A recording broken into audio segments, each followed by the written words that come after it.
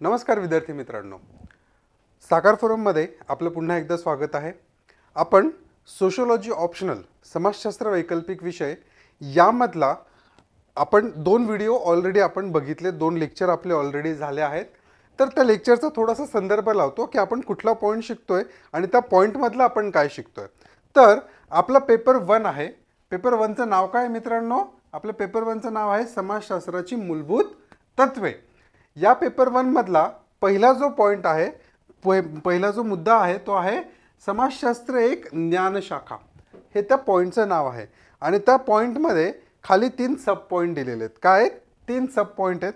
त्यातला पहिला जो सब पॉइंट आहे तो आहे युरोपातील आधुनिकता आणि सामाजिक परिवर्तन व समाजशास्त्राचा उदय.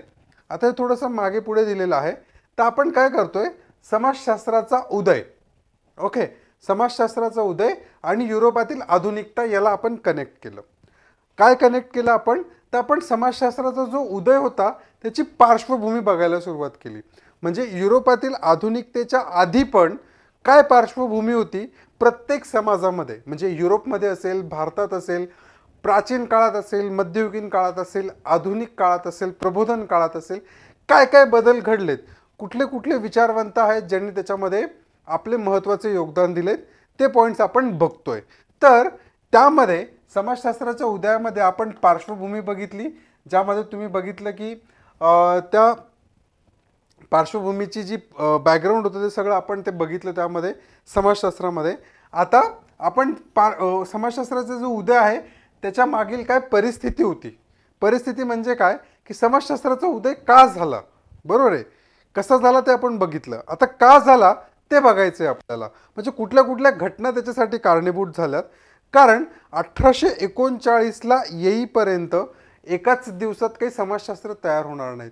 तर मग सामाजिक विचार काय होते, समाज काय होतं, त्याच्यामध्ये अनेक जे विद्वान होते त्यांचं काय योगदान होतं हे आपल्याला सगळं आजच्या लेक्चरमध्ये बघायचं आहे. तर मग आज आपण कुठला भाग बघतोय? तर समाजशास्त्राच्या उदयामागील जी परिस्थिती होती त्याच्यामध्ये जे सामाजिक विचार होते. बेसिकली समाजशास्त्रासाठी कशाची गरज आहे मित्रांनो? तर सामाजिक विचारांची गरज आहे. मग हे जे सामाजिक विचार होते तर त्या विचारांची पार्श्वभूमी काय होती, हे सामाजिक विचार कसे डेव्हलप होत गेले, बरोबर. पहिल्यांदा कोणीतरी काहीतरी मांडलं असेल, आपण लोकशाही म्हणतो, राईट, आपल्याकडे लोकशाही, आपण सरळ बोलून जातो. पण ह्या लोकशाहीवर कोणीतरी अभ्यास केला असेल, पहिल्यांदा कोणीतरी मांडलं असेल की याला लोकशाही म्हटलं पाहिजे, ही लोकशाही अस्तित्वात असली पाहिजे. कोणीतरी त्याचा विरोध केला, म्हणजे लोकशाही नाही तर मग काय आहे? राजेशाही आहे. राजेशाही होती, राईट. मग राजेशाहीचा कोणीतरी विरोध केला असेल तर मग ते कोण होते? ते विचारवंत कोण होते? त्यांनी विरोध का केला? या सगळ्या गोष्टी आपल्याला याच्या मागे समजून घ्यायच्या आहेत. आणि त्याचं महत्त्वाचं कारण काय? UPSCमध्ये जर बघितलं, आणि MPSC तर आता पहिल्यांदा होणार आहेत, पण UPSCचा जर पॅटर्न मी तुम्हाला सांगायचं ठरवलं तर प्रत्येक एका वर्षानंतर याच्यावर प्रश्न तुम्हाला या पॉईंटवर विचारलेला असतो की जे सामाजिक विचार होते त्याच्यामध्ये किंवा समाजशास्त्राच्या विकासामध्ये, करेक्ट आहे, समाजशास्त्राच्या विकासामध्ये विचारवंतांचं काय योगदान होतं किंवा इंटेलेक्च्युअल जे लोक होते त्यांचं काय योगदान होतं, हा प्रश्न तुम्हाला 100% विचारला जातो. आणि मित्रांनो, हा प्रश्न तुम्हाला लिहायचा आहे. काय? समाजशास्त्राच्या उदयामागे, प्रश्न नीट ऐका, समाजशास्त्राच्या उदयामागे विचारवंतांचे योगदान विशद करा, हा प्रश्न आहे. हा प्रश्न आहे तुमचा 10 मार्काचा. किती मार्काचा आहे? 10 मार्क.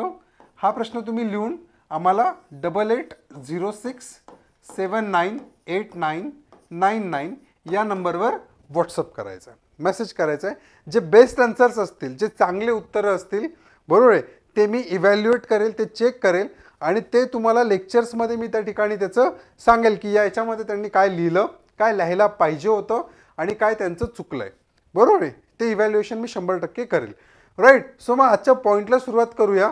हे तुम्हाला सगळ्यांना क्लिअर झालं, राईट. सो पहिला जो पॉईंट आहे आपला तो कोणता आहे मित्रांनो?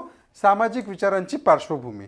मग आता हे जे सामाजिक विचार होते हे काही एका दिवसात तयार झालेत का मित्रांनो? नाही. हे विचार तयार होण्यासाठी वेळ गेला आणि या विचारांच्या तयार होण्यामागे काही 1-2 घटकांचा हात आहे का? नाही. समाजशास्त्राची निर्मिती जरी युरोपमध्ये 19व्या शतकात झाली असली तरीसुद्धा त्याची जी पाळंमुळं आहेत ती केवळ युरोपियन सामाजिक विचारातच सापडतात असं नाहीये. तर त्यासाठी आपण म्हणू शकतो भारतातील सामाजिक विचारांचा अंदाज घेणं, भारतातील सामाजिक विचार काय होते ते समजून घेणं, तेही तितकंच महत्त्वाचं आणि आवश्यक आहे. आणि आपण तर जगाला ज्ञान दिलंय, बरोबर आहे. एक म्हण आहे जी नेहमी म्हटली जाते, भारतामध्ये फिलॉसॉफीज आहेत, तत्वज्ञान आहे, बरोबर आहे. तत्वज्ञ तुम्हाला युरोपात सापडतील, त्यांच्याकडे तत्वज्ञान नाहीये मित्रांनो. आपल्या तत्वज्ञानाचा वापर त्यांनी केला, त्यांनी मांडलं, त्यांनी समजून घेतलं आणि म्हणून ते श्रेय त्यांच्याकडे गेलं. भारतात तत्वज्ञान आहे, भारतातल्या सामाजिक विचारांचा अंदाज घेणंही आपल्याला त्यासाठी तितकंच महत्त्वाचं आहे. कारण जर बघितलं तर भारतातले जे विचार आहेत ते खूप व्यापक आणि विशाल अशा स्वरूपाचे आहेत. बघा ना, आपण अतिथी देवो भव म्हणतो, बरोबर आहे. नंतर वसुधैव कुटुंबकम म्हणजे संपूर्ण जग हे एक कुटुंब आहे. हा खूप विशाल विचार आहे मित्रांनो, हा खूप व्यापक विचार आहे. आणि हा जर विचार आपल्याला समजून घ्यायचा असेल तर त्याची पार्श्वभूमी आपल्याला समजून घेणं गरजेचं आहे. त्याचप्रमाणे जर आपण बघायला गेलं तर प्राचीन काळातील सामाजिक विचार जे जागतिक स्तरावर मांडण्यात आले होते. आपण तुम्हाला माहीत असेल की पृथ्वीचं सूर्यापासूनचं अंतर किती आहे हे आपल्या प्राचीन काळातल्या लोकांनी सांगून टाकलं होतं. मग त्यांच्याकडे कुठलं तंत्रज्ञान होतं, काय होतं, किती ताकद होती हे आपल्याला आत्ता सांगता येणार नाही, पण हे त्यांनी त्यावेळेस सांगितलं होतं. ते व्यापार करत होते, ते सर्व देशांमध्ये जात होते. ज्यावेळेस पण जे एक्झिस्टिंग सगळ्या सोसायटीज होत्या त्या ठिकाणी ते जात होते, त्यांचा त्या ठिकाणी वावर होता असं आपण म्हणू शकतो, बरोबर आहे. मग त्यामुळे हे जे जागतिक स्तरावर मांडण्यात आलेले विचार आहेत प्राचीन काळामधले, तर ते सुद्धा समाजशास्त्राच्या उदय जो झाला आहे त्याला तितकेच कारणीभूत आहे असं आपण म्हणू शकतो. जर मध्ययुगीन कालखंड आणि 17व्या-18व्या शतकाचा जर आपण विचार केला तर यामधली बौद्धिक, राजकीय, आर्थिक आणि सामाजिक क्षेत्रातील विविध घडामोडी ज्या घडल्यात, जे अचानक बदल झालेत, जे परिवर्तन घडून आलेत, ओके, त्याच्या मागे कोणते कोणते घटक आहेत ते पण आपल्याला बघायचं. जसं आपण जर 14वे शतक आपण जर म्हटलं, 14व्या शतकापासून खऱ्या अर्थाने माणसाने प्रश्न विचारायला सुरुवात केली आणि त्यातूनच काय म्हणतो आपण, प्रबोधन असेल, बरोबर आहे. प्रबोधन हे घडून आलं त्यातून आणि त्या प्रबोधनातूनच अनेक विचार आपल्याला बघायला मिळालेत. तसं जर आपण बघितलं तर अनेक परिस्थितीतून समाजशास्त्राची निर्मिती झाली आहे असं आपल्याला सांगता येईल. आणि यासाठी सामाजिक विचारांचे यातील जे योगदान आहे ते महत्त्वाचे मानले जाते असं आपण म्हणू शकतो, राईट. त्यानंतर जर आपण बघितलं तर भारतातील सामाजिक विचार काय होते आपण बघूया. एक वन बाय वन आपण सगळं कव्हर करूया. भारतातील सामाजिक विचार काय होते, राईट. भारतातील सामाजिक विचार, राईट. आपण पुढच्या याच्यावर जाऊया, स्लाइडवर ते घेतले. भारतातील सामाजिक विचार काय आहेत? भारतातील सामाजिक विचार मित्रांनो, आपल्याला माहिती की आपल्याकडची जी संस्कृती आहे ती अतिशय प्राचीन समृद्ध संस्कृती आपल्याला मिळाली आहे. मग ती विचारांनी असेल, ती आर्थिक याच्याने असेल, राजकीय याच्याने असेल, आपली संस्कृती ही अतिशय समृद्ध संस्कृती मानली जात होती. मग प्राचीन संस्कृतीचा हा जो महान ठेवा आहे आणि हा जो वारसा भारताला लाभलेला आहे, बरोबर आहे. अनेक भारतीय सामाजिक विचार आपल्याला भारतातील प्राचीन वाङ्मयातून मिळालेले दिसतात. मग प्राचीन वाङ्मय म्हणजे काय मित्रांनो? जर प्राचीन वाङ्मय आपल्याला डिफाईन करायचं असेल तर आपण प्राचीन वाङ्मय कसं डिफाईन करणार, राईट. प्राचीन वाङ्मय आपल्याला आपण फक्त रामायण महाभारत म्हणून आपण सोडून देतो, पण त्यात अनेक गोष्टी येतात मित्रांनो. अनेक गोष्टी कोणत्या याच्यामध्ये? सगळ्यात अगोदर तर वेद. आपल्याला माहिती किती वेद आहेत मित्रांनो? 4 प्रकारचे वेद आहेत. यामध्ये आपण म्हणू शकतो ऋग्वेद, ओके, अथर्ववेद है ना, सामवेद, तसेच यजुर्वेद. ओके, हे 4 प्रकारचे वेद आपल्याला माहिती आहे. आणि या 4 प्रकारच्या वेदांमध्ये पण सामाजिक परिस्थिती तुमची त्या पद्धतीने सांगण्यात आलेली होती. काय सांगितलं होतं, कसं सांगितलं होतं ते आपण एक एक बघणार आहोत. त्यानंतर दुसरा जो घटक आहे ज्यातून आपल्याला कळतं की समाज काय होता, सामाजिक विचार काय होते, तो आहे उपनिषदे. मी फक्त पॉइंट्स लिहितो ते तुम्हाला मी नोट्समध्ये ते देऊन टाकेल आणि आपण ते चर्चेमध्ये पण घेऊया. त्याच्यानंतर विविध शास्त्र होती, विविध प्रकारची शास्त्र होती, पुराणे होते, बरोबर आहे. आता पुराणांचं जर बघितलं तर पुराणांमध्ये पण अनेक गोष्टी आपल्याला सांगितलेल्या आढळतात ज्या आपल्या आजच्या सामाजिक जीवनाशी पण तेवढ्याच सुसंगत आहेत, ज्या त्या काळात सांगितल्या गेल्या होत्या. त्यानंतर अनेक सूत्रे होती, बरोबर आहे, अनेक सूत्रे होती. तुम्हाला माहितीच आहे, रामायण आहे, महाभारत आहे, स्मृती ग्रंथ आहेत इत्यादीमधून आपण जर मग बघितलं तर जगाला सामाजिक जीवनाविषयीचे तत्वज्ञान आपण दिलं, हे आपण छातीडोकपणे सांगू शकतो, बरोबर आहे. उदाहरणार्थ जर आपण बघायला गेलं तर कुलदेवतेपासून आपल्या प्रत्येकामध्ये भारतात जो व्यक्ती राहतो त्याला प्रत्येकाला कुलदेवता हा एक घटक त्याच्या आयुष्याचा महत्त्वाचा घटक असतो. तर कुलदेवतापासून तर विश्वदेवापर्यंतचा विचार भारतीय सामाजिक विचारात आढळतात असं आपण म्हणू शकतो. मग आता हे जे विचार होते, या विचारांना जो पाठपुरावा करावा लागणार होता किंवा ज्यातून हे विचार तयार होत होते ते कशात, ते विचार कोणते होते, तर हे सगळे विचार हे धार्मिक आचार विचारातून भारतात सामाजिक विचारांची ही निर्मिती झालेली आपल्याला दिसून येते. त्यानंतर जर आपण बघितलं तर प्राचीन काळामध्ये आपल्याला जे बघायचं आहे ते काय, प्राचीन काळामध्ये सामाजिक विचार जे होते ते मुख्यत्वे करून, सगळ्यात इम्पॉर्टंट, मुख्यत्वे करून कशावर अवलंबून होते, सामाजिक विचार. प्राचीन काळामध्ये सामाजिक विचार कशावर अवलंबून होते मित्रांनो, त्यासाठी काही महत्त्वाचे घटक आहेत. तर पहिला घटक त्यातला कुठला आहे, कर्म. आपण आज पण बघा, तुम्ही रिलेट करून बघा, तुम्ही भारतात जर आहात, तुम्ही भारतात जन्मले आहात, तर तुम्हाला एक गोष्ट लहानपणापासून नेहमी सांगितली जाते, आपले कर्म चांगले असले पाहिजे. मग चांगले कर्म हा चांगल्या समाजासाठी अतिशय महत्त्वाची गोष्ट आहे. मग समाज कसा असावा आपला, तर चांगला असावा, म्हणून आपण कर्म ही संकल्पना दिली. त्याच्यानंतर आपली जी सिस्टीम होती ती चातुर्वर्ण सिस्टीम होती, सगळ्यांना माहिती आहे, करेक्ट आहे. तर चातुर्वर्ण सिस्टीममध्ये काय होतं की प्रत्येकाचा रोल ठरवून दिलेला होता, प्रत्येकाचा काय केलेला होता, रोल ठरवून दिलेला होता. आता आपल्याला माहिती आहे की एक मशीन जर काम करत असेल, कुठलं पण एक मशीन, तर त्याला माहिती आहे की मशीनमध्ये इनपुट काय टाकायचं आहे, त्यातून आउटपुट कसं येणार आहे, मध्ये प्रोसेस काय काय होणार आहेत, ते सगळं आता नियंत्रित केल्या जातात.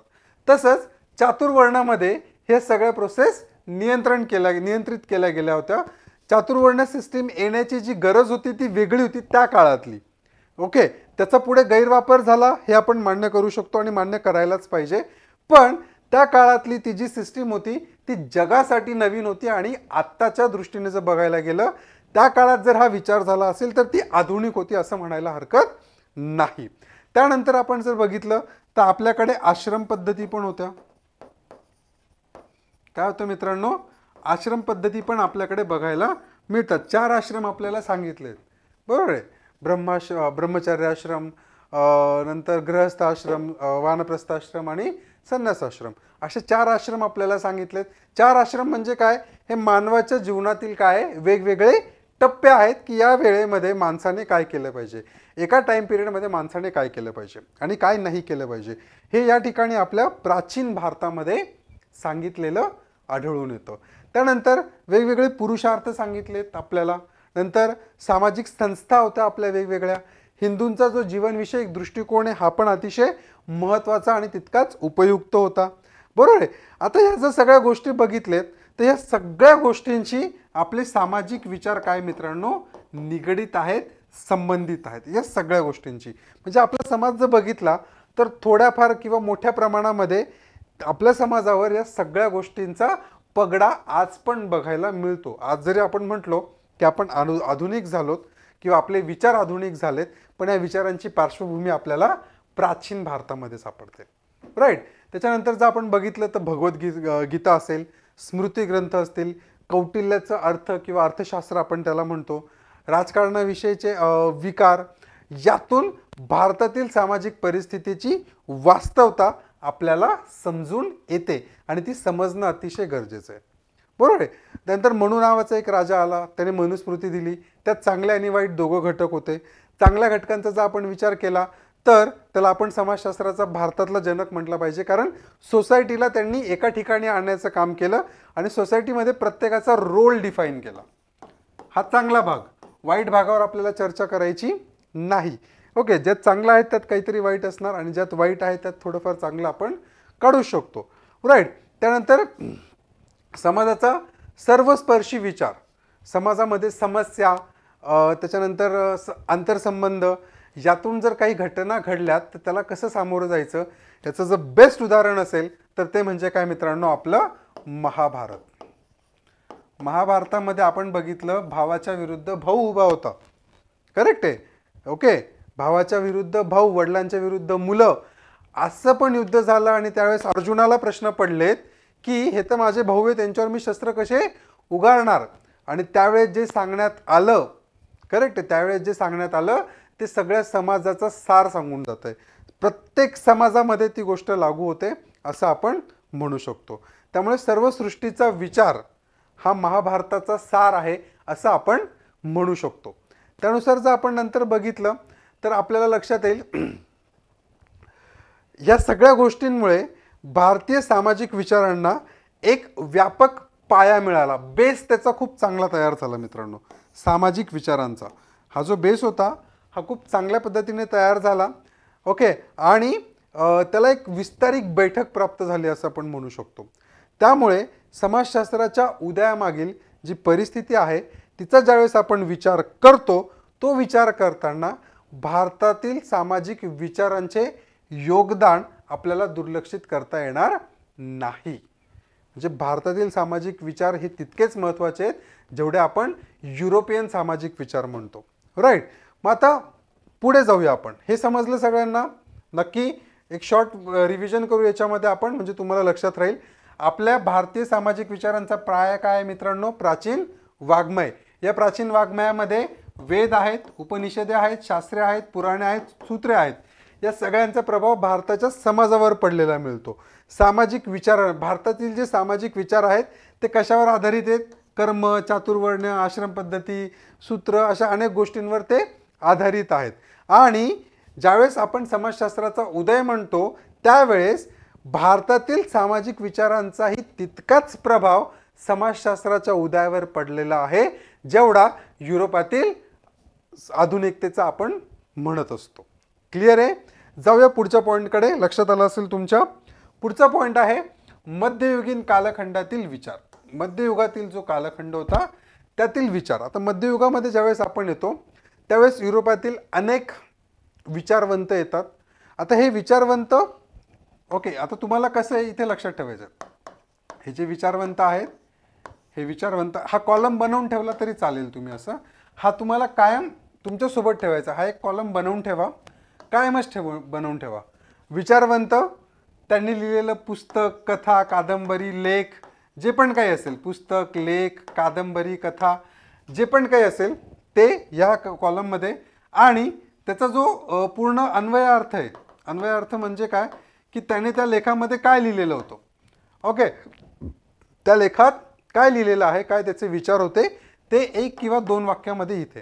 याचा फायदा काय होईल मित्रांनो, ज्यावेळेस तुम्ही म्हणजे ही बनवायचे, प्रत्येकाला ही शीट बनवायची, लक्षात ठेवा.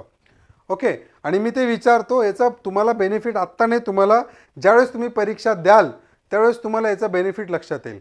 तुम्ही आत्तापासूनच ते बनवायला चालू करा, अजिबात कंटाळा करायचा नाही आहे, राईट. करायचं काय आपल्याला, तर विचारवंत. तर विचारवंतचं समजा आपण म्हणू शकतो की प्लुटो असतील, ओके, प्लुटो असतील.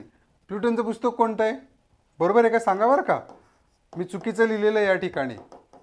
रिपब्लिक नावाचं पुस्तक आहे त्यांचं, काय चुकलं आहे मला तुम्ही सांगाल. ओके, रिपब्लिक आहेत. मग या पुस्तकात त्यांनी काय सांगितलं होतं ते एका वाक्यात. असे जेवढे पण या ठिकाणी वेगवेगळे विचारवंत, ओके, समाजशास्त्रज्ञ येतील त्यांच्याविषयीचा जो कंटेंट लिहून ठेवला, हे साधारण तुमचे 20 ते 30 पेजेस तयार होतील. पण हे 20 ते 30 पेजेस तुमचं संपूर्ण ऑप्शनल जो विषय आहे त्याचा हा सार असेल. म्हणजे तुम्ही हे 20 ते 30 पेजेस वाचलेत तर तुम्ही संपूर्ण ऑप्शनल रिवाईज केला असं तुम्हाला जाणीव होईल, जर तुम्ही व्यवस्थित लेक्चर ऐकलेले असतील तर. ओके, सो हे तुम्ही बनवलं आहे याच्यावर मी शुअर राहतो. आपले पहिले जे विचारवंत आहेत त्यांचं नाव आपण लिहूया.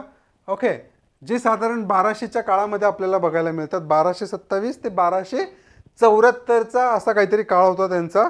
त्यांचं नाव आहे saint Thomas Aquinas. Saint saint Thomas Aquinas, okay, यांनी त्यावेळेच्या सामाजिक परिस्थितीवर भाष्य केलेलं आहे. यांचं अतिशय महत्त्वाचं पुस्तक आहे, त्याचं नाव आहे सम थिओलॉजिका अँड दी रेजिमाइन प्रीमियम. काय नाव आहे त्यांच्या पुस्तकाचं? सम थिओलॉजिका अँड दी रेजिमाइन प्रिसिपम असं नाव आहे. मी प्रीमियम म्हटलं, प्रिसिपम असं नाव आहे. या ग्रंथातून त्यांनी सामाजिक विचार व्यक्त केलेत मित्रांनो, बरोबर आहे. आता सामाजिक विचार काय केले त्यांनी, तर इथे तुम्ही काय लिहायचं, चर्च आणि स्टेट, चर्च व स्टेट, राईट, चर्च व स्टेट, ओके, यांच्यातील कार्यात्मक भिन्नतेवर त्यांनी विचार केले. चर्चचं काय कार्य आणि स्टेटचं काय कार्य असलं पाहिजे याच्यावर त्यांनी विचार मांडलेत. कोणी? ॲक्विनास यांनी. ॲक्विनास यांचं पुस्तकाचं नाव काय आहे? सम थिओलॉजिका अँड रेजिमाइन प्रिसिमस. आता ही जी गोष्ट आहे ही तुम्हाला हे जे पॉईंट्स आहेत हे तुम्हाला नोट्समध्ये मिळतील, त्याच्यामुळे तुम्ही आत्ताच ते लक्षात ठेवलं पाहिजे असं काही नाही आहे. पण ते नोट्समध्ये जरी असलेत तरी तुम्हाला तुमच्या नावाने स्पेशल असं एक बनवून ठेवायचं आहे, ज्याचा तुम्हाला फायदा होईल. सो आपण काय बघतोय मित्रांनो, प्राचीन काळातील विचार आपण बघितलेत, मध्ययुगीन कालखंडातील विचारांना आपण सुरुवात केलेली. मग मध्ययुगीन कालखंडामध्ये आपण पहिले थिंकर्स बघितले ज्यांनी स्टेट आणि चर्च यांचे जे कार्य आहेत त्याच्यावर चर्चा केली. त्यांचं नाव आहे सेंट थॉमस ॲक्विनास.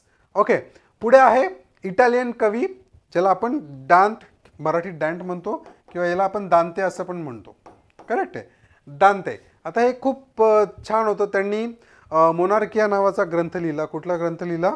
मोनार्किया. ओके, आता या मोनार्किया ग्रंथामध्ये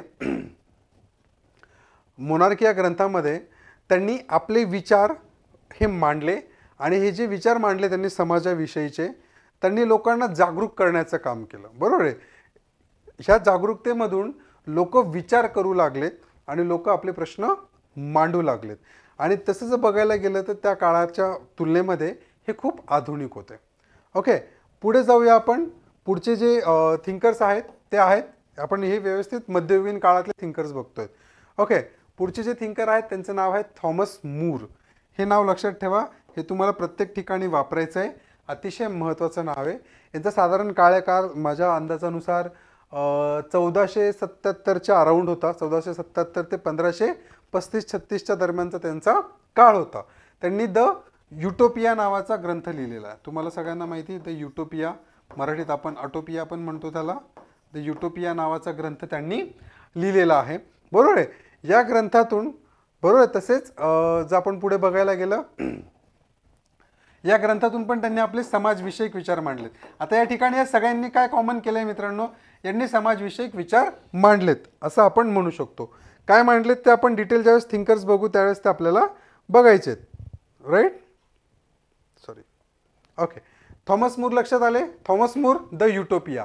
त्यानंतर फ्रान्सिस बेकन आहेत. फ्रान्सिस बेकन यांनी दी न्यू ऑथेंटिस, तसेच कॅप्लॉन नावाचा त्यांचा एक ग्रंथ होता.